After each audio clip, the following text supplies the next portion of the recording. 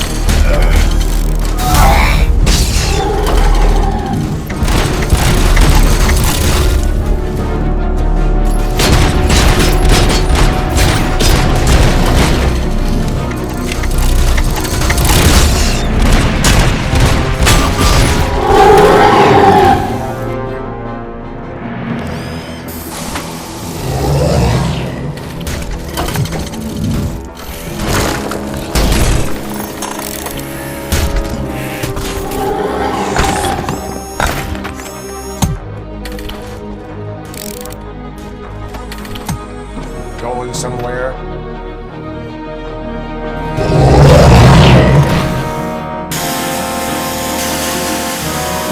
Robo, I don't like what I'm seeing. The building's actually shaking. Get out while you still can!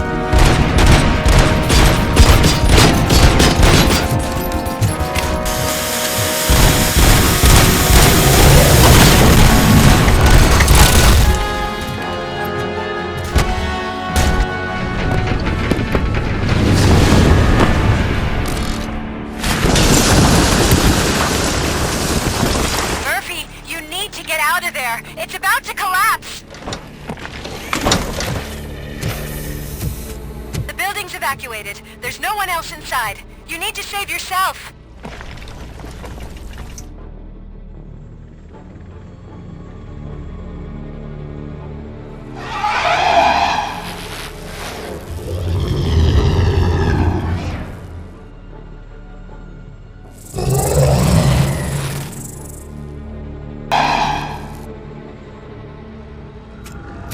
There is one more person here that needs saving. What? Murphy? We are not done yet.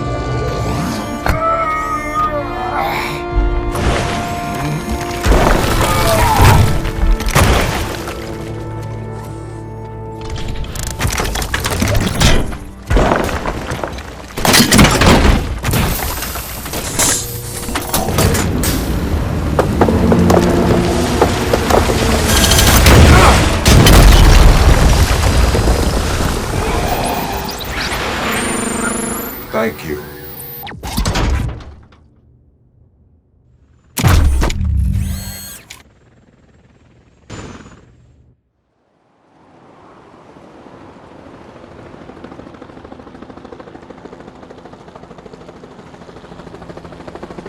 Does anyone see him?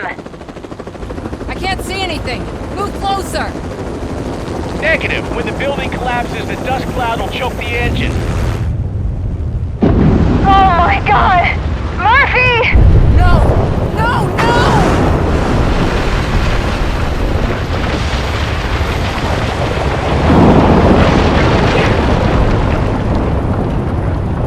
Wait!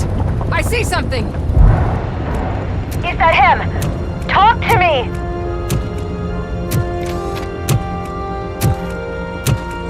It is me, Lewis. It has always been me.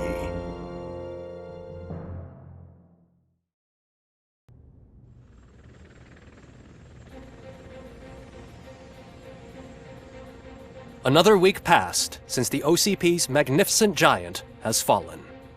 OCP's new CEO assured us that the destruction of its headquarters will not stand in the way of finishing Delta City. Japanese corporation Kanemitsu has already shown interest in OCP's most prominent project. We at Media Break welcome them with open arms. Delta City, yokoso! From the City of Wonders, we're back to Detroit. The city's debt has reached a new peak. Re-elected Mayor Kuzak, asked about his plans for reform, said he had other plans instead. OCP is the weakest it's ever been. We'll sue them even if we need a Japanese lawyer, he assures us. Now it's time to introduce a new segment, You the Detroiters, where we share feel-good stories from our local communities. An escaped python terrorizing the local neighborhood has been reunited with its owners. But that wasn't the only thing that was returned. X-ray of the reptile's insides has shown the stolen watches together with the remains of the thief himself. Pickles, a local addict, was so intoxicated with nuke that the drug was absorbed by the python, which explains its bizarre behavior. Isn't that food for thought?